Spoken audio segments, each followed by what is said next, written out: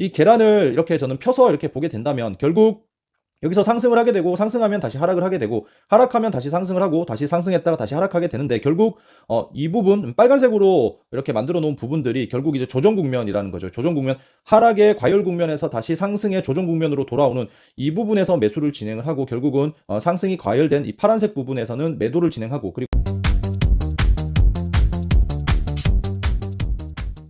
오늘은 지난 시간에 이어서 앙드레 코스톨라니의 돈 뜨겁게 사랑하고 차갑게 다루어라 후반부 리뷰를 진행하도록 하겠습니다. 지난 시간 전반부에서는 이 책 총 12개의 단락에서 첫 번째 단락부터 7번째 단락까지 리뷰를 해드렸고요. 전반부 영상이 조금 궁금하신 분들은 전반부 영상을 한번 보신 후에 후반부 영상을 보시면 도움이 되실 것 같고요. 후반부에서는 8번째 단락 증권 심리학, 9번째 정보의 숲, 10번째 어떤 주식을 살 것인가, 11번째 머니 매니저, 12번째 모험을 하고자 하는 사람들을 위해 라는 단락으로 구성이 되어 있고, 후반부에도 상당히 도움이 되고 그리고 재미있는 내용들이 많기 때문에 영상 끝까지 시청해 주시기 바라겠습니다.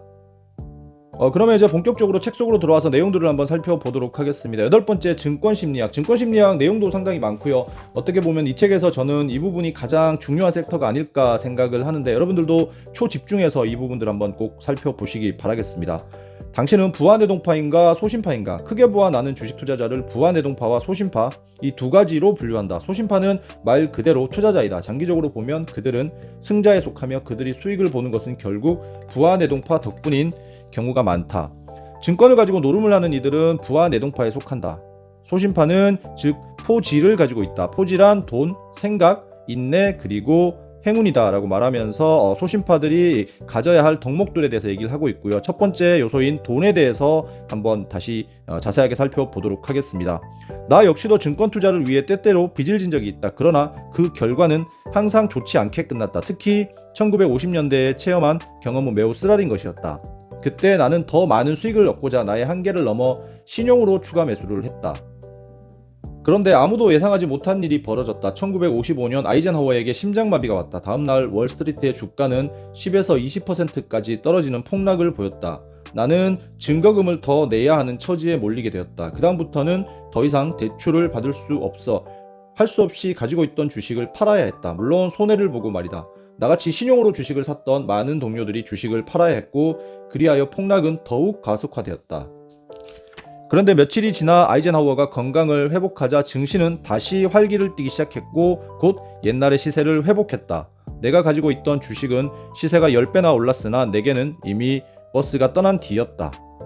이러한 경험을 통해서 나는 확실하게 깨달은 것이 하나 있다. 절대 빚내서 주식 투자를 하지 말 것. 이렇게 말하면서 주변에도 보면 이제 마이너스 통장이나 또는 신용으로 주식 투자를 하시는 분들이 상당히 많지만 물론 레버리지 효과는 있을 수가 있습니다. 그렇지만 내가 생각했던 방향대로 주가가 잘 흘러갔을 때는 레버리지 효과를 낼 수가 있겠지만 반대로 앞에 있던 이런 일화처럼 대통령에게 심장마비가 와서 국가적으로 위기가 온다거나 또는 전쟁이 터진다거나 정말 생각하지 못한 질병들이 터진다거나 이런 이슈들 때문에 결국 주식시장은 내가 생각한 것 이상으로 급락을 하게 되는 경우가 항상 생기기 때문에 주식시장에서 경험들이 많지 않으신 분들은 항상 지금 내가 생각한 투자가 맞을 것이다 라는 그런 생각들 때문에 레버리지 효과를 생각하시면서 많은 돈을 태우는 경우가 상당히 많은데 이게 잘 됐을 경우에는 상당히 많은 돈을 벌 수 있지만 결국 이렇게 생각지 못한 악재들이 터졌을 때는 증거금들을 더 내야 되고 또는 내가 가진 주식들을 어쩔 수 없이 팔아야 되는 그런 상황들이 생기기 때문에 절대로 빚을 내서 주식 투자를 하지 말자라고 저자는 강조하고 있습니다.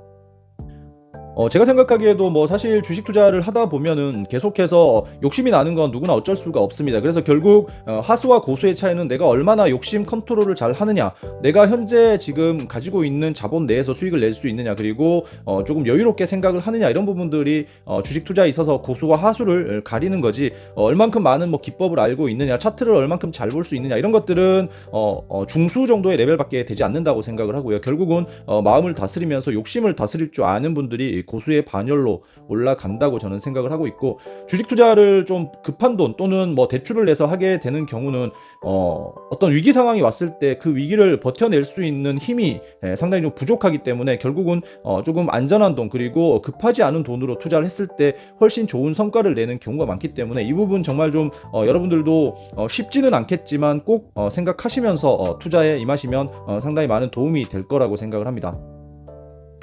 두 번째 요소 생각. 증시에서 지적으로 거래하는 투자자는 누구나 생각을 한다. 그 생각이 옳든 그르든 그것은 문제가 되지 않는다. 중요한 것은 생각하고 난 뒤 주식 거래를 해야 한다는 것이고 또한 상상력을 가지고 있어야 한다는 것이다. 그리고 자신의 생각을 믿어야 한다. 만약 충분히 생각한 끝에 어떤 전략을 세웠다면 친구나 여론, 일상생활 등에 의해서 흔들려서는 안 된다. 이 부분은 저자가 강한 신념을 가지고 생각을 가지고 투자를 했던 일화를 설명을 해주고 있는데, 저자가 지금 가장 형편없는 주식이 뭐요? 이소타 프라신이라고 합니다. 이 회사가 곧 망할 거라는 소문이 자자하던데요. 예, 확실합니다. 이소타는 곧 파산합니다. 줬소 그럼 사겠소라고 저자가 이 주식을 매수를 했고요. 150리라에 샀던 이소타의 주식은 1900리라까지 올라갔다가 1500리라로 떨어졌다. 이 기적은 다음과 같이 설명할 수 있다. 내 생각이 옳았던 것이다. 경제 재건 과정에서 각 산업 부문은 일정한 순서로 투자가 된다. 이탈리아는 자동차 산업으로 유명한 나라였으며 계속해서 이 자동차 산업을 발전시키고자 했다. 여기저기서 외국인 투자자들, 사업가들이 이탈리아 자동차 산업을 조사하고 이것을 활성화하기 위한 계획을 검토했다. 그중 한 그룹이 이소타를 인수하여 재조직하고 정상화하기로 결정을 한 것이었다. 그 회사는 이후 다른 회사와 합병해서 현재는 존재하지 않는다. 그러나 치밀하고 성공적인 투자 대상으로 내 기억 속에 여전히 남아있다. 이 일화에서 보면 저자는 곧 파산할 회사를 매수를 하고 이탈리아의 정책상 어쩔 수 없이 자동차 산업은 계속해서 성장할 것이다 라는 확고한 본인의 생각을 가지고 투자를 해서 수익을 크게 냈다라고 얘기를 하면서 이 생각의 중요성을 얘기를 해주고 있습니다. 세 번째 요소 인내. 증권거래소에서는 머리로 돈을 버는 것이 아니라 엉덩이로 번다라고 프랑크푸르트의 어느 경험 많은 증권 거래인이 말한 바 있다. 인내는 아마도 주식 투자에서 가장 중요한 요소일 것이다. 인내는 빈번한 실수를 피하게 하는 요소이다. 인내가 없는 사람은 주식시장 근처에 얼씬거리지 않는 것이 좋다. 투자에서 얻은 돈은 고통의 대가로 받은 돈, 즉 고통의 결과이다. 처음에는 항상 생각하는 것과 다르다가 마지막에 가서야 생각하던 것처럼 된다. 투자의 근거가 되는 진단이 맞으면, 즉 올바른 전제에서 출발한다면 투자는 성공할 것이다. 언제? 그것은 사건들, 뉴스, 트렌드 등 한마디로 기본적인 사실을 사이사이 가려버리는 가벼운 것들이 어떤가에 달려있다. 투자라는 건물의 기초가 튼튼하고 올바르면 모든 것은 시간 문제다. 대다수의 주식 투자자에게는 사이사이의 폭풍과 악천후를 견딜 수 있는 인내와 주관이 모자란다. 시세가 떨어지면 그들은 즉시 심리적 혼란에 빠져 주식을 팔아치운다라고 하면서 인내심이 주식 투자에서 아주 중요하고, 그리고 결국 그 인내를 끝까지 버텼을 때 마지막에 나서야 그 결과가 나오는 것이지, 중간중간 결과가 나면서 버티기 쉽게 만들어주는 주식시장은 없다라고 얘기를 하고 있고, 여기서 저자는 인내가 얼마나 중요한 요소인지를 이야기를 해주고 있고요. 항상 주식 투자를 하다 보면 마지막에 가서야 생각했던 것처럼 결과가 나온다. 이렇게 주가가 이렇게 움직이면서 조정도 주고 하다가 결국은 이렇게 급등하면서 쭉쭉 시세가 나오는 이런 부분들을 이야기를 하고 있는 거고, 이 부분들을 잘 견뎌줘야 결국은 마지막에 여기서 결과물을 성취할 수 있다라고 이야기하고 있습니다. 네 번째 요소 행운. 이 네 가지 요소 가운데 하나라도 빠지면 부안대동파 투자자가 된다. 돈이 없거나 혹은 빚이 있다면 그때까지 인내할 여유가 없는 것이다. 생각을 하지 않으면 다른 투자자들에 의해 좌지우지되기 쉬우므로 인내를 가질 수가 없고, 인내가 없으면 생각을 실현시키기도 전에 조그마한 장애물에 흔들려서 손실을 피할 수 없기 때문이다. 그리고 마지막으로 행운이 따라주지 않으면 자신의 생각에 대한 그리고 인내에 대한 믿음을 잃어버리게 될 것이다 라고 말하면서 결국은 네 가지가 다 조화돼야 성공적인 투자자, 즉 소심파 투자자가 될 수 있다라고 이야기를 하고 있습니다. 코스톨라니의 달걀, 어떻게 보면 이 책의 가장 백미라고 할 수 있는 부분이 나왔습니다. 코스톨라니의 달걀이라는 이론을 통해서 주식시장이 어떻게 움직이고 있는지를 보여주고 있기 때문에 집중해 주시기 바라겠습니다. 나는 모든 투자 시장의 장기 변동을 강세장과 약세장으로 구분한다. 강세장과 약세장은 각기 세 가지 국면으로 또다시 나누어서 구분할 수 있다라고 얘기를 하고 있고요. 첫 번째 국면은 조정 국면, 그리고 두 번째는 적응 국면 혹은 동행 국면, 세 번째는 과장 국면. 이 원형을 나는 코스톨라니의 달걀이라고 칭한다라고 하면서 이렇게 이제 네모 박스 안에 하나의 달걀이 있고요. 결국 이렇게 상승하는 상승 국면이 있고, 그리고 이렇게 하락하는 하락 국면이 있는데, 여기를 다시 세 부분으로 나누게 되면 여기서 이제 조정 국면이 있고, 그리고 조정을 하면서 적응 또는 동행 국면이 있고요. 그리고 다시 여기서 올라가면 과열되는 과장 국면이 있다. 이걸 반대로 하면 여기가 이제 조정 국면이 되는 거고, 하락에서는 또 하락에서는 여기가 적응 국면 혹은 동행 국면, 결국 상승과 하락에서는 이 부분은 같게 되고, 하락에서 하락이 아주 과하게 이렇게 내려오게 되면 과장 국면, 하락의 과장 국면 여기가, 그리고 상승의 과장 국면 여기는 상승의 조정 국면, 여기가 하락의 조정 국면이 되는데, 뭐 이런 A1, A2, A3 그리고 B1, B2, B3 이런 식으로 한번 나눠놨는데, 이렇게 뭐 굳이 보시기보다는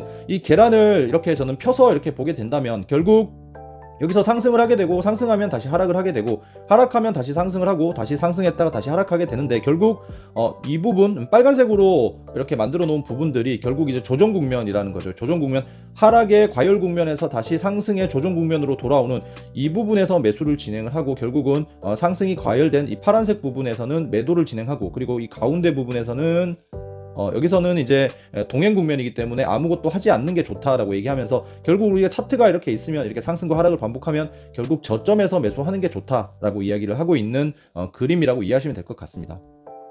그렇지만 이제 이거는 횡보장일 경우에 이렇게 나오게 되겠지만, 우리가 주식을 하다 보면 항상 이렇게 뭐 횡보하면서 가진 않습니다. 주가가 올라오다가 여기서 잠시 조정을 주니까 하락 국면이라고 생각을 하고 여기서 팔아야 되냐라고 생각을 하지만, 결국 주가는 다시 이렇게 올라가니까, 그리고 또는 하락을 할 때도 이렇게 하락을 하면서 다시 반등이 나오니까 여기서 매수를 해야 되는 게 아니냐라고 생각을 하지만, 다시 주가는 꺾고 이렇게 내려가 버리기 때문에, 이런 부분들, 결국 추세가 이렇게 상승으로 가거나 또는 추세가 하락으로 갈 때, 이럴 때가 결국은 상당히 좀 어렵기 때문에 이렇게 상승 국면, 하락 국면을 안다고 하더라도 실제 투자에서는 이렇게 추세도 좀 볼 수 있는, 그래서 전체적으로 시장 자체가 호재가 많은지 약재가 많은지 이런 부분도 잘 챙겨 보셔야 결국은 이런 함정에서 조금 빠져나올 수 있다고 저는 실전 투자에서 조금 경험 삼아 이런 부분들을 말씀드리고 싶습니다.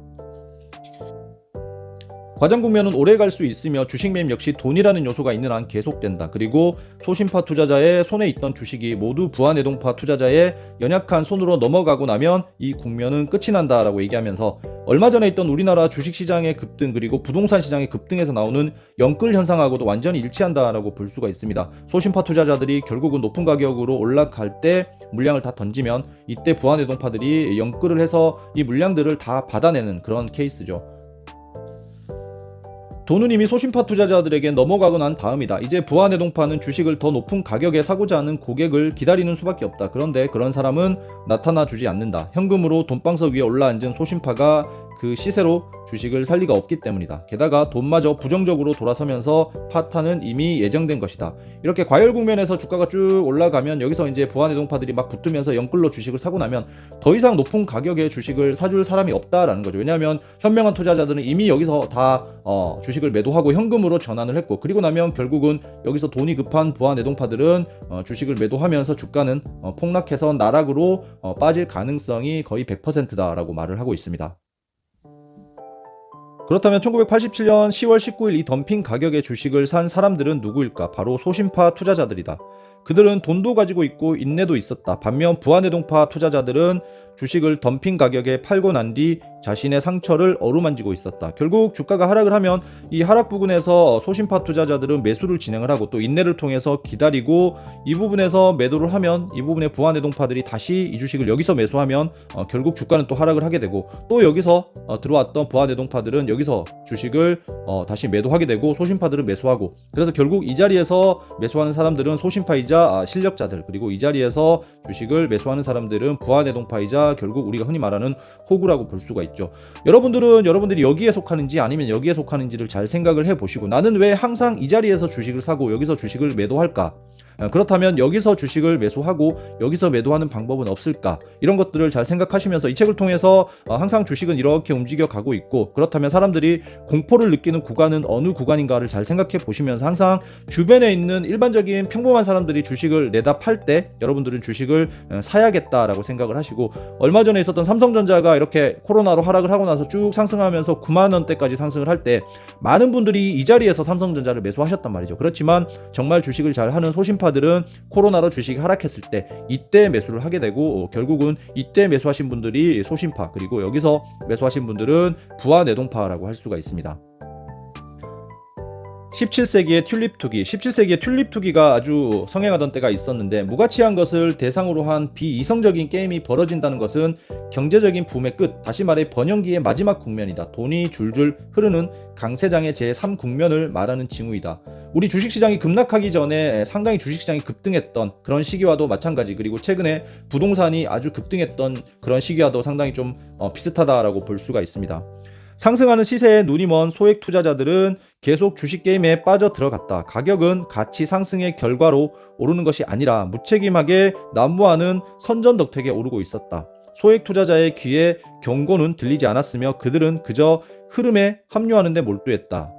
튤립 투자자들은 한순간도 튤립 생산이 소비를 초과하거나 네덜란드가 튤립으로 넘쳐나리라고는 생각하지 못했다. 이렇듯 투자 풍선은 부풀려질 대로 부풀려져 있었던 것이다 라고 하면서, 결국 소액 투자자들, 아까 말했던 부안해동파들은 이런 현상들을 잘 인지하지 못하고 본인들이 돈을 벌고자 하는 그런 욕심에 완전히 눈에 이제 콩깍지가 씌인 것처럼 아무런 판단도 잘 하지 못하는 그런 상황들이 많이 발생을 하고, 그래서 주가가 아무리 올라도 정말 아무런 가치 없이 왜 이 주가가 여기서부터 이만큼까지는 오를 수 있다라고 하지만 이 부분에서는 절대로 오를 수 있는 아무런 이유나 가치가 없고, 얼마 전에 에코프로 같은 경우에도 결국은 100몇십만 원까지 올라가는 이 구간에서는 정말 눈먼 투자자들이 계속해서 유입이 됐던 그런 상황들이었고, 결국 투자 풍선이 부풀려져 있다라고 하는데, 여기서 누군가 하나가 풍선을 바늘로 딱 찌르는 순간 주가는 쭉 급락한다.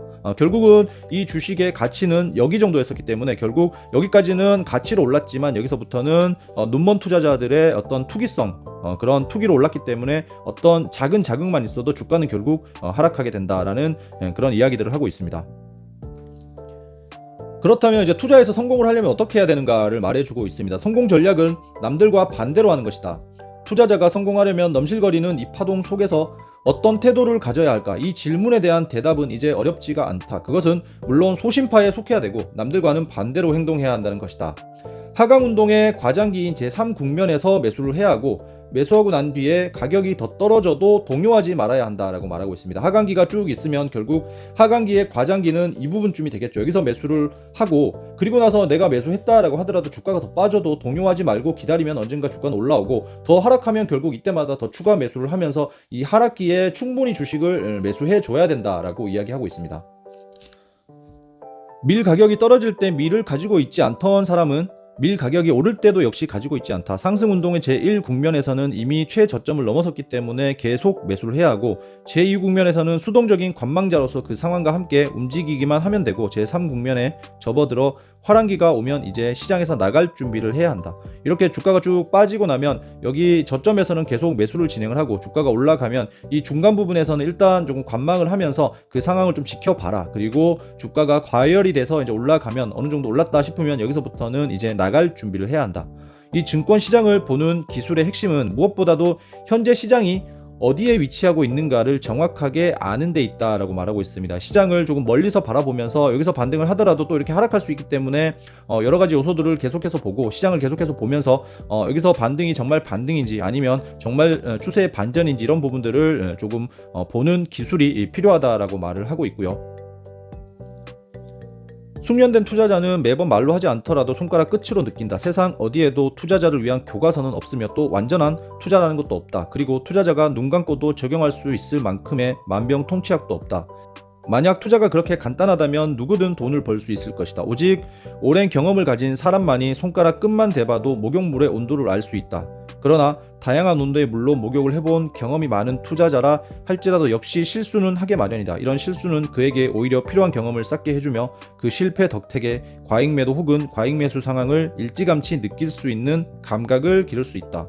시장이 악재에도 더 이상 하락하지 않는다면 그것은 시장이 과잉매도 상태에 있다는 징후라고 볼 수 있고, 이는 곧 바닥에 이르렀다는 뜻이다. 이게 이제 악재가 계속 나와도 그 악재에 상당히 시장이 이제 좀 적응을 하면서 더 이상 빠지지 않는 구간들이 분명히 있습니다. 올해 초 같은 경우에도 금리 인상 이슈 때문에 주식 시장이 계속 빠졌지만, 같은 뉴스가 계속해서 반복이 돼도 시장은 오히려 저점을 찍고 반등을 하면서 여기서 이제 이런 식으로 좀 올라가는 상황들이 보이기 때문에, 이런 것들을 여러분들은 조금 감각적으로 알아낼 필요가 있다라고 말을 하고 있고요. 주식은 이미 소신파 투자자의 수중에 있으며 이들은 악재에도 별로 개의치 않는다. 소신파 투자자들은 미래에 대한 믿음과 비전을 가지고 있으며 신용으로 산 주식이 하나도 없으며 좋은 주식을 기다리는 인내심도 있다. 반대로 시장이 호재에도 별 반응을 보이지 않는다면 이것은 과잉 매수 상태를 알린다. 이미 최고점 근처에 와 있다는 것이다. 호재가 막 터져도 주가는 더 이상 오르지 않고 여기서 이런 식으로 오히려 하락할 조짐을 보인다면 이미 과잉 매수 상태이고 최고점 근처에 와 있다라고 말을 하고 있습니다. 이럴 때 주식은 부안대동파 투자자들의 손안에 있으며 그들은 좋은 소식에도 불구하고 더 이상 살 수가 없다. 이때 소신파 투자자들은 돈을 가지고 있지만 비싼 시세로 사려고 하지 않는다. 저는 이 부분을 읽으면서 제가 그동안 예전에 투자했던 정말 어리석게 투자했던 그 기억들이 좀 많이 떠오르게 되는데, 정말 주가가 막 올라가서 고점을 찍을 때 욕심을 부리면서 매수를 했었었고, 주가가 빠지면 결국 공포심에 여기서 주가를 매도하면서 완전히 이 책과 반대로 하고 있었고, 지금 이 영상을 보시거나 이 책을 보시는 여러분들도 나는 정말 반대로 하고 있지 않은가 잘 생각해 보시면서 정말 지금 내가 하고 있는 방법과 반대로 하면 돈을 벌 수 있겠다라는 생각들을 해 보시면 결국 이 책을 읽는 소기의 목적은 달성하셨다고 생각이 듭니다. 거래량 역시 많은 것을 암시해준다. 시세 하락 시에 일정 기간 동안 많은 거래량을 보인다면 이것은 많은 주식이 부안해동파의 손에서 소신파의 손으로 넘어가고 있음을 뜻한다. 주가가 하락할 때 거래량이 터지면 결국은 부안해동파들이 판 주식을 소신파들이 계속 매수하고 있다라는 뜻으로 보시면 될 것 같고요. 부안해동파 투자자들이 다 팔아넘겨 모든 주식이 확신 있는 소신파 투자자들의 금고에 들어갈 수도 있다. 이 주식은 이 매복 장소에 숨어 있다가 나중에 가격이 다시 오르면 그때 기다렸다는 듯이 다시 시장에 나타난다. 이런 현상은 이렇게도 설명할 수 있다. 거래량이 늘어나는 가운데 주가가 계속 떨어지게 되면 이것은 일정 기간이 지난 후 곧 상승 운동이 시작될 것임을 나타내는 징조이다. 이때의 주가 폭락은 주로 실제 가치의 하락 때문이기보다는 대중의 히스테리 때문이거나 주식 소유자들이 모든 주식을 매도함으로써 발생하는 것이다. 결국은 투매가 일어난다라는 거고요. 투매가 주가가 쭉 하락하면 더 공포에 투매가 나오고, 투매가 나오면서 그래서 거래량이 막 올라오면 결국은 주가는 투매가 나오게 되면 다시 급반등이 나올 수 있다라는 이야기를 하고 있습니다. 그래서 하락 구간에서 거래량이 많이 터지게 되면 결국은 조만간 다시 급반등이 나올 수 있겠구나라고 여러분들이 생각해 볼 수 있는 대목이 될 수 있습니다. 오랜 기간 동안 거래량이 적은 가운데 시세가 지속적으로 떨어지는 경우라면 이것은 좋지 않은 징조이다. 왜냐하면 이것은 주식이 아직도 시장 회복을 기다리는 부안해동파들의 손에 있다라는 뜻이다. 이런 가운데 시세가 조금이라도 내려가면 두려움 속에 그 하락세는 가속화될 수 있기 때문이다. 이렇게 주가가 하락하니까 본전 생각에, 여기서 고점에서 산 사람들이 본전 생각에 주식을 내다 팔지 못하고 있는데, 여기서 만약에 조금이라도 급락이 나오게 되면 여기서 다시 투매가 또 나올 수 있고, 그렇기 때문에 하락세는 가속화될 수 있기 때문이다 라고 얘기하고 있고요.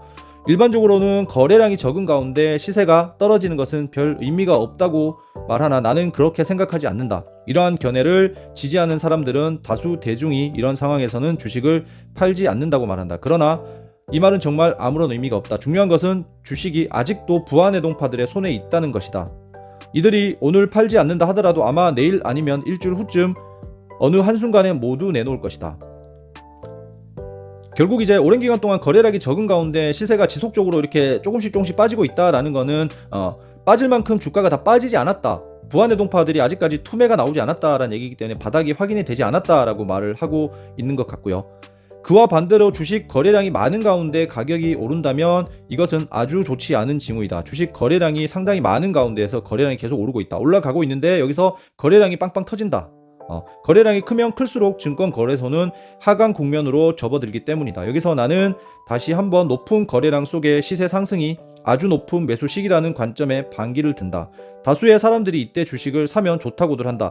이게 최근에 보면 이제 주가가 상승하면서 거래량이 터지는 이 구간들을 매수 구간이라고 하지만, 물론 여기서 매수하면 조금의 수익을 더 볼 수는 있다. 그렇지만 이제 어느 정도 주식시장에 거래량이 들어오고 주가가 고점에 있다면 곧 빠질 수 있는 징후가 있다라고 저자는 말을 하고 있고요.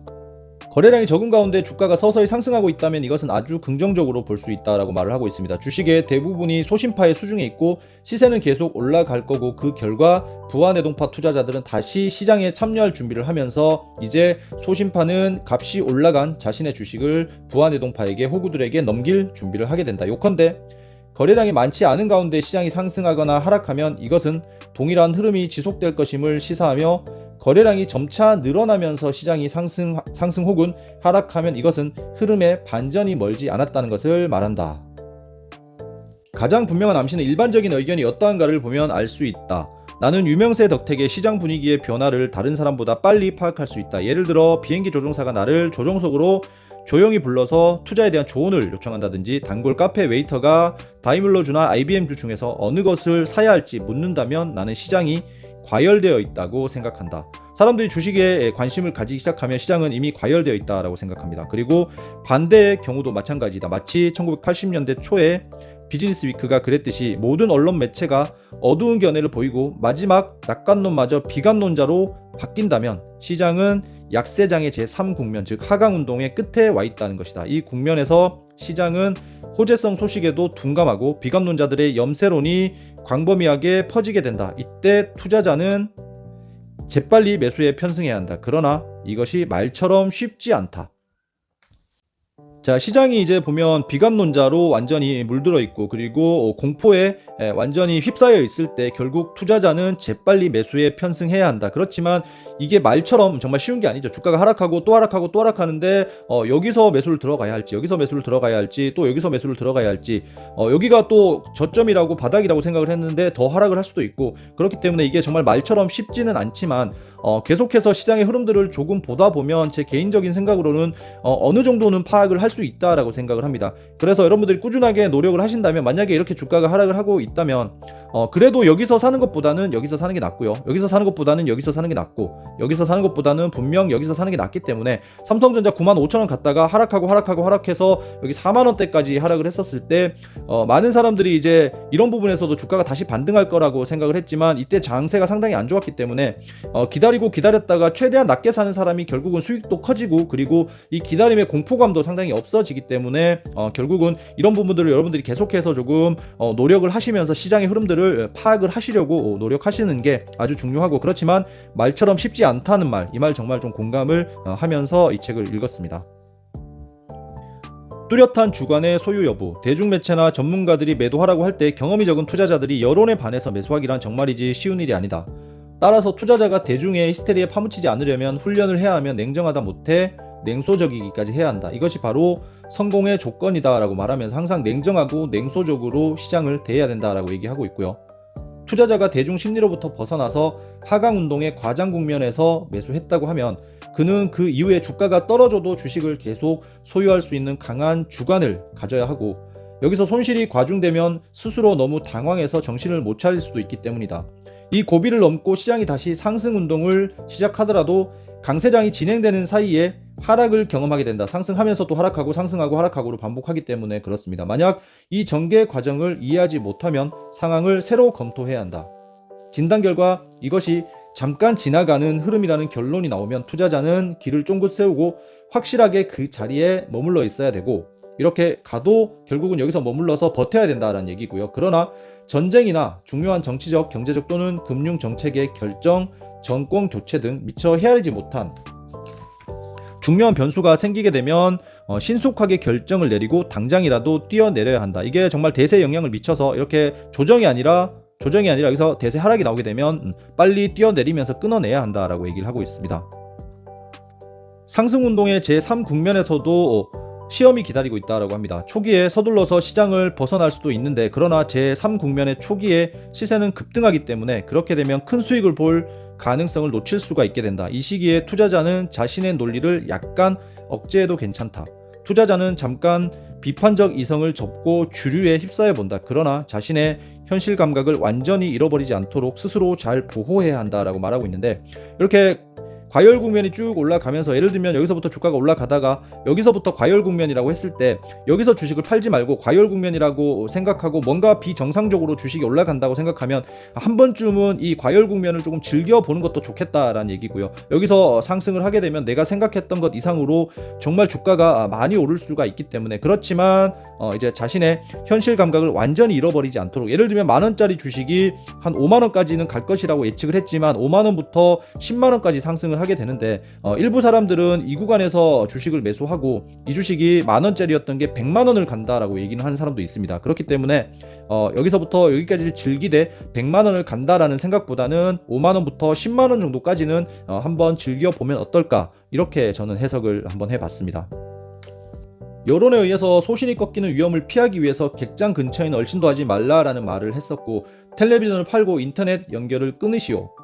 수면제와 우량주를 동시에 사서 사이사이 울리는 천둥 번개를 의식하지 말고 몇 해 동안 푹 자라는 것이다. 이 좋은 대로 하는 사람은 잠에서 깨어나는 순간 기쁘고도 경이로운 순간을 체험하게 될 것이다. 결국 주식이 이렇게 상승 국면을 쭉 올라가게 되면 이 중간중간에 상당히 많은 하락과 그런 조정들이 있는데, 이런 구간들을 결국 일일이 다 대응하게 되면 여기서 끝까지의 흐름, 여기서 사서 여기서 팔겠다라는 생각을 지키지 못하고 결국 여기 하락이나 조정에서 매도하고 많은 수익을 보지 못하는 경우가 상당히 많기 때문에 주식과 수면제를 같이 사서, 예를 들면 자신의 목표 구간이 1년이라고 한다면 1년 동안은 이런 중간에 있는 이런 이벤트들은 신경을 쓰지 말고 본인의 최종 목표에만 조금 신경을 쓰는 게 좋다라는 뜻으로 해석할 수 있습니다.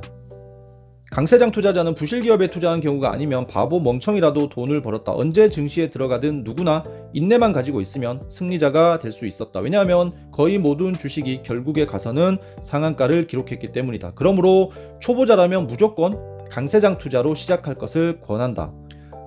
내 경험으로 보더라도 강세장의 기회가 약세장의 기회보다 훨씬 많다. 주가가 많게는 1,000 혹은 1만 %까지 상승할 수 있으나 낙폭은 기껏해야 100%이기 때문이다 라고 말하면서 초보자는 무조건 강세장에 투자하기를 권유하고 있습니다. 9번째 단락, 정보의 숲에서는 이렇게 이제 많은 정보가 난무하는 세상에서 정보를 어떻게 여러분들이 다루면 좋을까에 대해서 이야기를 하고 있습니다. 매일매일 일어나는 소식은 주로 여러가지 신문을 통해서 얻는다. 우선 무엇보다도 행간의 뉴스를 읽을 줄 알아야 한다. 누구나 읽을 수 있는 일반기사, 기업보도, 수익률, 수익 측정, 통계 등에서 나오는 정보는 별로 없다. 가장 흥미없는 것은 시세 변동과 관련된 보도이다. 여기서는 먼저 시세가 있고 그 다음에 정보가 온다. 만약 달러가 약세라고 하면 분석가들은 달러 약세를 설명할 만한 새로운 통계와 숫자, 사건, 소식 등을 연구한다. 그리고 결국 달러 약세 이유가 될 만한 것을 찾아낸다. 물론 이것은 시세 변동과 아무런 관련이 없다. 사실은 그날 매물은 많은데 달러 수요가 그다지 높지 않아서 약세일 수밖에 없었다. 왜 매물이 많았는지는 밝혀낼 수가 없다. 페타꼼플리 현상, 증권시장의 논리는 일상생활의 논리와 완전히 다르다라고 말을 하고 있고요. 어떤 사건이 일어난 후에는 확고한 사실이 되고 그 사실에 투자할 필요는 없다. 즉 증권거래소는 미래에 일어날 일을 반영한다. 어떤 기업에서 1, 4분기에는 수익 상승을 기대할 수 있으면 주가는 서서히 올라간다. 사람들이 수익이 늘어날 것을 확실하게 믿는다면 주가는 더 빠른 속도로 상승한다. 사람들은 모두 자신이 똑똑하다고 생각하며 공시되기 전에 주식을 사려고 한다. 그러다가 어느 날 그 기업의 1, 4분기 수익이 공시되었는데 기대했던 것만큼 높다면 주가는 바로 그날부터 떨어지기 시작한다. 예견했던 일이 일어났고 이것은 이제 빼따꼼플리가 된 것이다. 여기서 빼따꼼플리는 재료 소멸이라고 말할 수 있습니다. 우리가 주식을 하다 보면은 재료 소멸이라는 말을 좀 듣게 되는데, 여기서 말했듯이 어떤 기업의 실적이 좋을 것이라고 예상을 해서 주가는 계속해서 상승을 하고, 실제로 만약에 실적이 좋게 나오면 주가는 많이 상승해야 될 것 같지만 오히려 그 결과가 발표가 되고 나면 주가는 그때부터 하락을 하거나 아니면 당일날 급락을 하는 경우가 상당히 많습니다. 또는 어떤 계약 체결 이슈가 있으면 그 계약 체결 이슈 이전에 많은 찌라시들이나 뉴스들을 내보내면서 주가는 계속 상승하다가 계약 체결 공시가 뜨고 나서부터 주가는 급락을 하는 경우가 많기 때문에 어떤 이슈들을 여러분들이 접하는 순간부터는 주가는 빠진다라고 생각을 하면 되고, 빼따꼼플리는 재료 소멸로 생각해 보시면 될 것 같습니다. 투자 조언, 추천 종목, 그리고 소문들, 이 부분들 이제 여러분들 상당히 많이 투자 조언들이나 추천 종목들을 많이 받기를 원하시는데, 저자의 생각을 한번 보도록 하겠습니다. 나는 어느 레스토랑에 가든지 웨이터가 추천하는 메뉴는 절대 주문하지 않는다. 추천 메뉴란 결국 레스토랑이 빨리 팔아치우려고 하는 것이기 때문이다.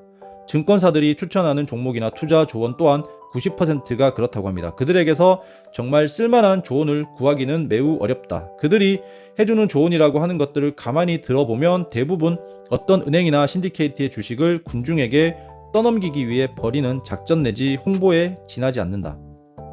이것을 장밋빛 분석으로 포장해서 입에서 입으로 퍼지게 하는 것이다. 그리고 뉴스를 적당히 통제하고 주가를 조작해 비싸게 만든다. 그런 다음 대중에게 이미 오른 주식을 파는 것은 누워서 떡먹기다. 이런 식으로 매수세가 커지면서 주가는 천정부지로 솟아오른다. 물론 아주 좋은 친구나 오랫동안 신뢰를 쌓아온 투자 전문가의 추천은 믿을 수 있다. 그러나 대개의 경우 추천은 추천 의뢰인의 이익을 위해 존재하는 것이 아니라는 점을 확신할 수 있어야 한다. 특별한 투자 조언이 있다면 그 반대로 하는 것이 제일 좋다라고 말하면서 투자 조언은 대부분 조금 실패로 갈 수 있는 가능성이 많기 때문에 투자 조언을 조금 경계하시면서 여러분들도 투자하시는 게 좋고, 여러분들만의 소신을 가지고 여러분들 스스로 공부하면서 아까 말씀드렸듯이 이렇게 시장을 전체적으로 바라보면서 이 부분에서 매수할 수 있는 그런 안목을 여러분들 스스로 찾는 게 저는 가장 중요하다고 생각을 합니다. 자, 이제 10번째 단락, 어떤 주식을 살 것인가. 뒷부분에선 이제 대부분 조금 간소하게 이야기들을 하고 있기 때문에 중요한 포인트들을 좀 짚어가면서 말씀을 드리도록 하겠습니다. 요컨대 강세장에서는 최악의 종목을 선택했다고 하더라도 조금은 벌어들일 수 있으나 약세장에서는 최고의 종목이라도 수익을 얻기가 어렵다. 따라서 우선 일반적 추세를 보고 그 다음에 주식을 선별하라. 적어도 20년 이상 투자 경험을 가진 사람만이 일반적 추세에 관심을 가지지 않아도 된다라고 말하면서 일반적인 추세를 보면서 강세장에서 투자를 하는 게 훨씬 유리하다라고 말을 하고 있고요. 성장산업, 부자가 될 수 있는 기회. 주식시장이 상승 추세라고 판단하면 투자자는 성장 가능성이 높은 주식을 찾아야 한다. 어떤 산업 분야가 앞으로 가장 전망이 좋은지를 알아내야 한다. 증권거래소에서 누구나 아는 사실에는 관심을 기울이지 말라는 것이다.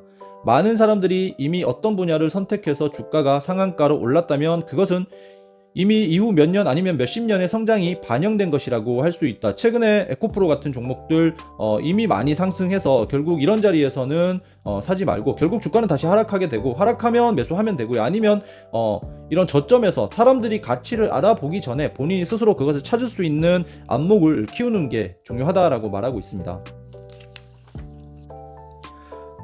투자자는 성장산업을 대중보다 먼저 알아내야 한다. 그래야만 적정한 가격에 탑승할 기회를 가질 수 있다. 자신이 선택한 종목이 거래소에서 일단 성장 계열군으로 인정받게 되면 투자자는 10배, 때로는 100배의 수익률을 올릴 수가 있다. 과거의 역사가 이것을 증명하지 않았는가 라고 하면서 결국은 성장하는 산업을 알아낼 수 있는 안목을 기르는 것이 중요하다라고 다시 한번 이야기하고 있고요. 주식의 적정한 가격, 주가가 기업의 실제 가치와 꼭 맞아떨어진 적이 없다는 것은 자명하다. 주가는 항상 제 가치보다 높거나 낮았다. 주가 수익률에 대한 판단도 심리적인 상태에 의해서 결정이 된다. 어떤 증시 분석가들은 어느 주식의 주가 수익률 15가 낮은 것이라고 하며 주식이 저평가되었다고 말한다. 그런데 또 다른 분석가들은 똑같은 주식의 주가 수익률이 고평가되었다고 말하면서 결국은 이렇게 주식의 적정한 가격은 판단의 심리적인 판단에도 상당히 영향을 미치기 때문에 꼭 어떤 주식의 적정 가격을 정하는 것은 별로 의미가 없다라고 말을 하고 있습니다. 차트, 수익은 가능한 것이고 손실은 피할 수 없는 것이다. 이 책에서 보면 저자는 이제 주식 투자를 전체적으로 약간 크게 바라볼 수 있는 안목들, 그리고 약간 심리적으로 어떻게 주식시장을 대하면 좋은가에 대해서 이야기를 하고 있고, 기술적인 부분이나 또는 차트나 단기 투자에 대해서도 상당히 조금 부정적인 견해를 가지고 있지만 차트에서 봤을 때 이렇게 W자 패턴을 계속 만들어주면서 결국 이제 지지를 하고 있다라는 거죠. 저점을 지지하고 있으면 여기서 반등이 나올 가능성이 많고, 그리고 M자 결국은 천정을 뚫지 못하고 저항을 계속 받고 있는 차트는 하락의 추세가 나올 가능성이 많다라고 이야기하면서 차트 부분을 간단하게 한번 짚어주고 있습니다. 자, 11번째 단락, 머니 매니저에서는 간단하게 투자 펀드 등 헤지 펀드 같은 내용들을 간단하게 설명하고 있기 때문에 나중에 여러분들이 책을 사셔서 한번 읽어보시면 좋을 것 같고요. 이제 대망의 마지막 단락인 12번째 단락, 모험을 하고자 하는 사람들을 위해라는 단락에서 이제 앞으로 여러분들이 어떻게 조금 투자를 하면 좋은지, 그리고 앞으로 투자를 함에 있어서 주의해야 하는 부분들을 마지막으로 요약하면서 이 책을 마치고 있는데, 12번째 단락도 상당히 중요하고, 그리고 어떻게 보면 앞에 있던 이야기들을 다 압축해서 해놨기 때문에 꼭 끝까지 영상 시청하시면서 마음에 새겨보시기 바라겠습니다. 손해를 보는 것도 모험의 일부이다. 누구든 한번 투자병에 걸리면 벗어나기 어렵기 때문이다. 이미 주식 투자 경험이 있는 독자라면 잘 알 것이다. 아마도 그들은 내 경험에서 무엇인가를 배울 수 있을 것이며 그중 몇 명은 주식 노름꾼에서 투자자로 변하려고 할지도 모른다. 증권거래에 대해 이해하고 어느 정도 통달하려면 사실 수업료를 지불해야 한다. 다시 말해서 투자로 돈을 번다면 그것은 고통이 따르는 돈이라는 것이다. 먼저 고통이 있고 나서 그 다음에 돈이 오는 것이다. 투자자들이 반드시 조심해야 할 것이 있다. 무슨 수단을 써서라도 잃어버린 돈을 찾고자 하는 것은 무모한 것이다. 즉 본전 생각은 하지 말라라는 거죠. 이렇게 되면 결국은 냉정함을 잃게 될 가능성이 많습니다. 뱀에게 팔을 물렸다면 독이 온몸에 퍼지기 전에 그 팔을 잘라내야 한다. 빠르면 빠를수록 좋다.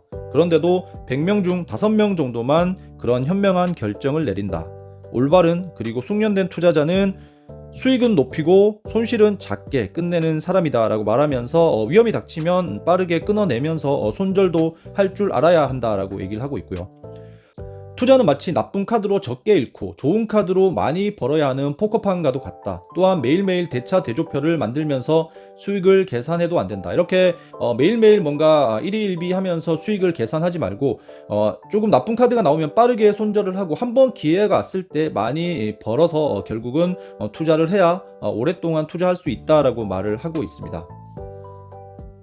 시간의 문제가 아니다. 펀드 매니저들은 차트를 읽고 사업 보고서를 보는데 열중한 나머지 생각할 시간이 거의 없다. 이것은 바로 투자자에게 제일 중요한 것인데도 말이다 라고 말하면서 이렇게 어떤 공부를 하는 것보다 결국 생각을 하면서 본인의 사고를 계속해서 키워나가고 그리고 확고한 자기만의 신념을 갖는 게 가장 중요하다라고 말하면서 생각을 꼭 할 것을 저자는 강조하고 있습니다. 누구든 자신의 판단에 따라 독자적으로 생각하기만 한다면 그는 일하는 시간에 상관없이 이미 90%의 동료를 앞서가고 있는 것이다. 자, 이제 책의 마지막 부분까지 왔고요. 저자는 이 책에서 10가지 권고사항 그리고 10가지 금기사항을 적어주면서 책을 마무리하고 있습니다. 10가지 권고사항 먼저 읽어보겠습니다. 첫 번째, 매입 시기라고 생각되면 어느 업종의 주식을 매입할 것인지를 결정하라. 두 번째, 압박감에 시달리지 않도록 충분한 돈을 가지고 행동하라. 세 번째, 모든 일이 생각과 다르게 진행될 수 있다는 것을 명심하라. 그리고 반드시 인내하라. 네 번째, 확신이 있으면 강하고 고집스럽게 밀어붙여라. 다섯 번째, 유연하게 행동하고 자신의 생각이 잘못될 수 있음을 인정하라. 여섯 번째, 완전히 새로운 상황이 전개되면 즉시 팔아라. 일곱 번째, 때때로 자신이 보유한 종목의 리스트를 보고 지금이라도 역시 샀을 것인지를 검토하라. 여덟 번째, 대단한 가능성을 예견할 수 있을 경우에만 사라. 아홉 번째, 계속해서 예측할 수 없는 위험 역시 항상 염두에 두라. 열 번째, 자신의 주장이 옳더라도 겸손하라. 10가지 금기사항을 한번 읽어보도록 하겠습니다. 첫 번째, 추천 종목을 따르지 말며 비밀스러운 소문에 귀 기울이지 마라. 두 번째, 파는 사람이 왜 파는지 혹은 사는 사람이 왜 사는지를 스스로 알고 있다고 생각하지 마라. 또한 다른 사람들이 자기보다 더 많이 알고 있다고 생각해서 그들의 말에 귀 기울이지 마라. 세 번째, 손실을 다시 회복하려고 하지 마라. 네 번째, 지난 시세에 연연하지 마라. 다섯 번째, 주식을 사놓은 뒤 언젠가 주가가 오를 것이라는 희망 속에 그 주식을 잊고 지내지 마라. 여섯 번째, 시세 변화에 민감하게 반응하지 마라. 일곱 번째, 어디서 수익 혹은 손실이 있었는지 계속해서 계산하지 마라. 여덟 번째, 단기 수익을 얻기 위해서 팔지 마라. 아홉 번째, 정치적 성향 즉 지지나 반대에 의해 심리적 영향을 받지 마라. 열 번째, 이익을 보았다고 해서 교만해지지 마라 라고 하면서 저자는 이 책을 마무리하고 있습니다. 저는 정말 이 책을 보면서 지금까지 제가 투자했던 습관들 그리고 앞으로 제가 어떻게 투자를 해 가야겠다 그리고 지금까지 내가 하고 있는 투자들 중에서 어떤 부분은 잘 하고 있고 그리고 어떤 부분은 조금 부족했는지를 상당히 좀 많이 되돌아보게 됐고요. 20년 전에 썼던 책임에도 불구하고 지금의 상황과 상당히 많이 맞아떨어지는 부분들을 보면서 신뢰감을 느낄 수 있었고 상당히 좀 제 스스로도 많이 발전할 수 있는 그런 계기가 됐던 책인 것 같습니다. 여러분들도 제 영상을 통해서 이 책을 접하셨다면 책을 한번 꼭 사셔서 읽어보시면 좋을 것 같고요. 소장 가치도 충분하다고 생각을 하기 때문에 여러분들이 투자를 하시다가 조금 흔들릴 때나 또는 투자가 어렵고 힘들다고 생각하실 때 한 번씩 꺼내서 이 책을 읽어보시면 조금 더 단단한 투자자가 되시는데 상당히 좀 큰 도움이 될 거라고 생각을 합니다. 영상 전반부 후반부로 나눠서 제가 제작을 했고요. 영상 도움이 되셨다면 구독과 좋아요 꼭 좀 부탁을 드리고요. 다음 시간에 또 좋은 책을 잘 선별해서 여러분들과 만나는 시간을 갖도록 하겠습니다. 감사합니다.